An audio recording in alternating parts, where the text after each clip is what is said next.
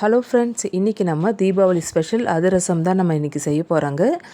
Ration கடையில் கொடுக்குற பச்சரிசியில் வச்சு தாங்க நம்ம இன்றைக்கி அதிரசம் செய்ய போகிறோங்க. எண்ணெயில் பிரிஞ்சு வராமல் பர்ஃபெக்டான அதிரசம் எப்படி செய்கிறதுன்னு பார்க்கலாம் வாங்க. அதுக்கு 1 கிளாஸ் அளவு ரேஷன் பச்சரிசி எடுத்துருக்கேங்க. ரேஷன் பச்சரிசியில் கல் நெல்லுலாம் இருக்கும், அதெல்லாம் சுத்தம் பண்ணி எடுத்து வச்சுருக்கேன். இதை வந்து நம்ம ஒரு பவுலுக்கு மாற்றிக்கலாம்.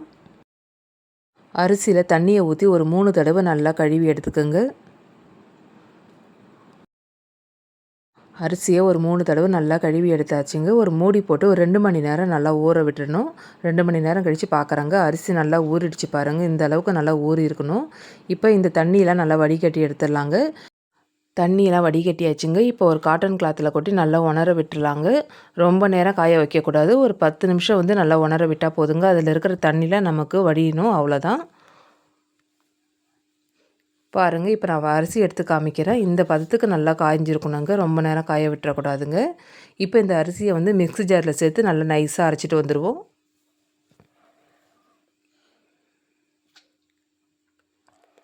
இப்போ மூடி போட்டு நல்லா நைஸாக அரைச்சிட்டு வந்துடலாங்க. இந்த அளவுக்கு நல்லா நைஸாக அரைச்சிட்டு வந்துடணுங்க. குறன்னு இருக்கக்கூடாது. குறன்னு இருந்துச்சுன்னா இதுமாதிரி ஜல்லடையில் சலிச்சு பார்த்துக்கோங்க. மாவு வந்து நல்லா நைஸாக இருக்கணும். மாவு நல்லா ஜலிச்ச பிறகு இதுமாதிரி கையால் நல்லா அழுத்தி விட்டுக்கோங்க. மாவு வந்து காயக்கூடாது, ஈரப்பதமாக இருக்கணும். அதனால தான். அடுத்தது நம்ம பாகுப்பதம் ரெடி பண்ணிக்கலாங்க. 3/4 கிளாஸ் அளவு வெல்லம் எடுத்துருக்கோங்க. இதே கிளாஸில் 1 கிளாஸ் அளவு அரிசி எடுத்துருந்தோம். 3/4 கிளாஸ் அளவு வெல்லம் எடுத்திங்கன்னா கரெக்டாக இருக்கும். அரிசி வந்து அதிகமாக எடுக்கும்போது 1 கிலோ அரிசிக்கு 3/4 கிலோ அளவு வெல்லம் எடுத்திங்கன்னா கரெக்டாக இருக்குங்க. இப்போ கொஞ்சமாக தண்ணி சேர்த்துக்கிறாங்க. ரொம்ப தண்ணி சேர்க்கக்கூடாது, இந்த அளவுக்கு தான் நம்ம தண்ணி சேர்க்கணும். தண்ணி சேர்த்த பிறகு வெல்லம்லாம் நல்லா கரைஞ்சி பாகுபதம் வர அளவுக்கு நல்லா கொதிக்க விட்டுலாங்க. அடுப்பு மிதமான தீயில் வச்சுட்டு செய்யுங்க. கொதிக்க ஆரம்பிச்சிருச்சு. இப்போ வந்து செக் பண்ணுறதுக்கு ஒரு சின்ன தட்டில் தண்ணி ஊற்றிக்குங்க. வெல்லம் தண்ணியை நல்லா சேர்த்த பிறகு நல்லா உருண்டு வரணுங்க, கரையக்கூடாது. இந்தமாரி கையால் எடுக்கிறதுக்கு ஈஸியாக வரணும், அதுதான் நமக்கு பாகுபதம். இப்போ நான் கையில் எடுத்து காமிக்கிற பாருங்கள், தளன்னு இந்த அளவுக்கு இருக்கணுங்க. இதுதான் கரெக்டான பதங்க. நம்ம வெல்லம் தண்ணியை தண்ணியில் சேர்க்கும் போது கரையக்கூடாது, இதுமாரி தனியாக நமக்கு வரணும், அதுதான் கரெக்டான பதம். அடுத்து ஒரு பிஞ்சளவு உப்பும் கொஞ்சமாக வாசனைக்கு ஏலக்காய் தூளும் சேர்த்துக்கிறேங்க. நல்லா மிக்ஸ் பண்ணி விட்டுருக்குங்க. அடுப்பை ஆஃப் பண்ணிவிடுங்க. அடுத்து நம்ம அரைச்சி வச்ச மாவை கொஞ்சம் கொஞ்சமாக தூவி இதுமாரி கலந்து விட்டுக்கிட்டே இருங்க. எல்லா மாவையும் ஒரே நடையில் போடக்கூடாது, இதுமாரி கொஞ்சம் கொஞ்சமாக தூவி தான் நம்ம வந்து நல்லா மிக்ஸ் பண்ணி விடணும். நம்ம அரைச்ச மாவுக்கும் நம்ம எடுத்த வெல்லத்துக்கும் நம்ம சேர்த்த தண்ணிக்கும் மாவு கரெக்டாக இருக்குங்க. இதேமாரி எல்லா மாவையும் கொஞ்சம் கொஞ்சமாக சேர்த்து நல்லா கலந்து விட்டுக்குங்க.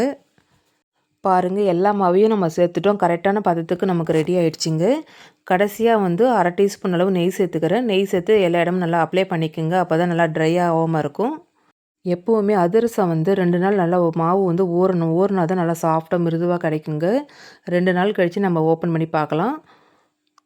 இப்போ 2 நாள் ஆயிடுச்சுங்க. நான் இப்போ ஓப்பன் பண்ணி பார்க்குறேங்க. மாவு வந்து நல்லா பாகுபதத்தில் நல்லா ஊறிடுச்சு பாருங்கள். நல்லா கெட்டியாக இருக்குது பாருங்கள். நம்ம கிளறும்போது எப்படி இருந்தது, இப்போ எப்படி இருக்குது பாருங்கள். இப்போ எல்லா மாவையும் எடுத்து இதுமாரி கையால் நல்லா சப்பாத்தி மாவு பிசைகிற மாதிரி நல்லா பிசைஞ்சு எடுத்துக்குங்க. இந்த பதத்துக்கு இருக்கணும் பாருங்கள். இந்த அளவுக்கு நல்லா சாஃப்டாக இருக்கணுங்க. இப்போ ஒரு சின்ன சைஸ் உருண்டையை நம்ம உருட்டி எடுத்துக்கலாங்க. உங்களுக்கு அதிரசம் எந்த சைஸ் வேணுமோ அந்த சைஸ்க்கு நம்ம மாவை எடுத்துக்கலாம். மாவை வந்து இதுமாரி கோலி உருண்டை சைஸ்க்கு நல்லா உருட்டி எடுத்துக்கலாங்க. அடுத்தது இதுமாரி வாழை இலை இல்லைனா பிளாஸ்டிக் ஷீட் எடுத்துக்கோங்க. கொஞ்சமாக எண்ணெயை அப்ளை பண்ண பிறகு நல்லா தட்டிக்கலாங்க. உங்களுக்கு எந்த சைஸ் வேணுமோ அந்த சைஸ்க்கு தட்டி எடுத்துக்கோங்க. ரொம்ப மெலிசாக தட்டக்கூடாதுங்க, அப்புறம் எல்லாட மாதிரி ஆகிடும். இந்த பதத்துக்கு நல்லா தட்டின பிறகு நடுவில் ஒரு ஹோல்ஸ் விட்டுக்கலாம்.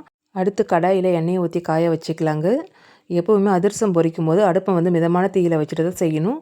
எண்ணெய் நல்லா காஞ்சிடுச்சிங்க. இப்போ நம்ம ரெடி பண்ணி வச்சுருக்கிற அதிரசத்தை பொரித்து எடுத்துக்கலாங்க.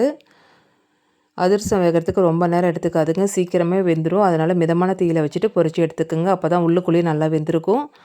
நம்ம போட்ட உடனே பாருங்கள் நல்லா மேலே எழும்பி வந்துடுச்சு. அடிப்பகுதி நல்லா நிறம் மாறிடுச்சிங்க. இப்போ நம்ம திருப்பி விட்டுடலாம். இதேமாரி அடிக்கடி திருப்பி விட்டுக்கிட்டே இருங்க, அப்போ தான் எல்லா பக்கமும் நல்லா வெந்திருக்கும். எண்ணெயோட சலசலப்பு சத்தமும் நல்லா அடங்கிடுச்சு. அதிரசமும் நல்லா கலர் மாறிடுச்சு பாருங்கள். இப்போ நம்ம எடுத்துடலாம். இதே மாதிரி மீதி இருக்கிற அதிரசத்தையும் நம்ம எண்ணெயில் பொரித்து எடுத்துடலாங்க. முக்கியமாக வந்து அடுப்பை மிதமான தீயில் வச்சுட்டு தான் பொரிக்கணும், அப்போ தான் எல்லா பக்கமும் வெந்திருக்கும். அதிரசம் பொறுத்த வரைக்கும் பாகுபதம் ரொம்ப முக்கியங்க. இல்லைன்னா எண்ணெயில் போட்டு எடுக்கும்போது நமக்கு அதிரசம் பிரிஞ்சு போயிடும். அதனால் பாகுபதம் கரெக்டாக இருந்தால் மட்டும்தான் அதிரசம் இந்த அளவுக்கு பர்ஃபெக்டாக நல்லா வருங்க. ரேஷன் பச்சரிசியை வச்சு ஒரு சுவையான அதிரசம் எப்படி செய்கிறதுன்னு பார்த்தோம். கண்டிப்பாக செஞ்சு பார்த்துட்டு எனக்கு ஃபீட்பேக்கை கமெண்ட்டில் சொல்லுங்கள். இந்த வீடியோ உங்களுக்கு பிடிச்சிருந்தால் லைக் பண்ணுங்கள், ஷேர் பண்ணுங்கள், கமெண்ட் பண்ணுங்கள். மறக்காமல் நம்ம சேனலை சப்ஸ்கிரைப் பண்ணிக்கோங்க. பக்கத்தில் இருக்கிற பெல் ஐக்கானே கிளிக் பண்ணுங்கள். அப்போ தான் நான் அடுத்தடுத்து போடுற வீடியோ உங்களுக்கு நோட்டிஃபிகேஷனாக வரும். நன்றி, வணக்கம்.